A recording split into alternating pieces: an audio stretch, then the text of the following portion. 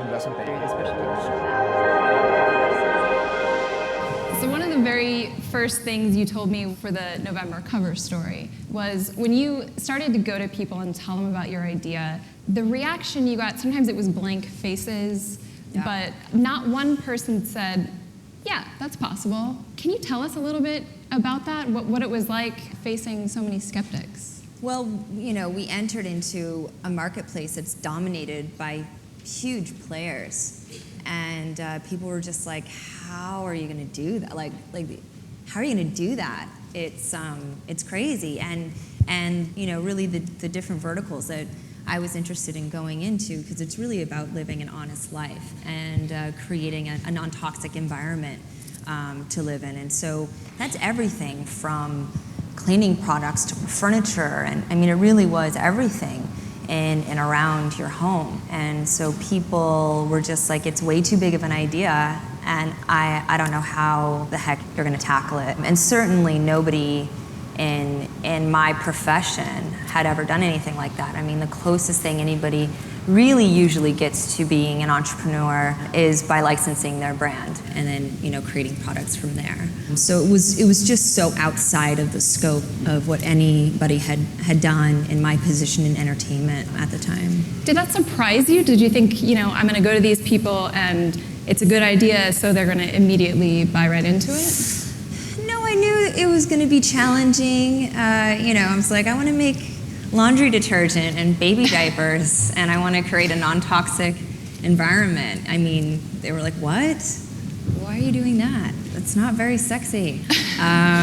So, just the way that I had been marketed in entertainment, it just was so against kind of how they viewed me and how they were making money off of me. So they just they couldn't wrap their heads around it. I knew it was a great idea because I became a mom for the first time, when I got this idea, and I wanted my baby to have the best chance at life.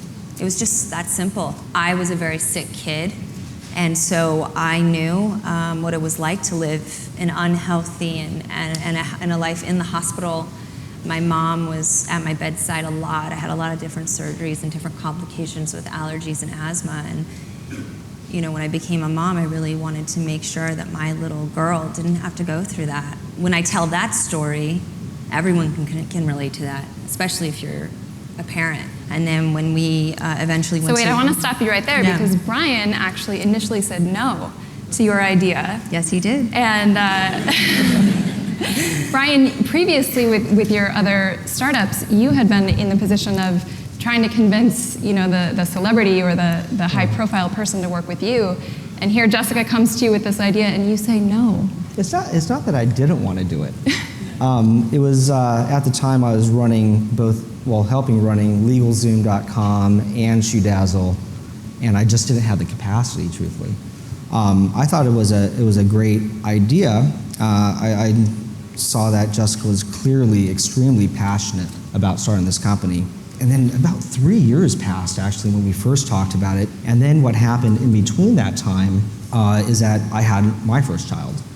Right, so Mira, my wife, we had a beautiful little boy, and I actually saw the way that she changed her life, right, and started shopping at Whole Foods and making organic purees for the children. And I, of course, Jessica's idea stayed in my head, and I was like, well, maybe there's something to this. I also had, a 50-page deck, and I didn't really have an elevator pitch down. I was like, and then we're gonna do this and that and da-da-da and da-da. It wasn't condensed, it wasn't simple. There wasn't like a strong, this is what we wanna do, this is how we're gonna do it. And you were approaching Silicon Valley VCs at this point with your 50-page deck, right? Not really, no. You refined it before you got to I refined it before I went to VCs. VCs. I had to find the right partner to even walk into those rooms. So I knew that much. My husband is an entrepreneur, and he was like, take this idea, let people that you trust and respect poke holes in it, and refine it from there.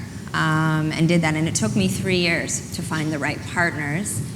Brian obviously was essential to really making it happen and creating the business model around the idea.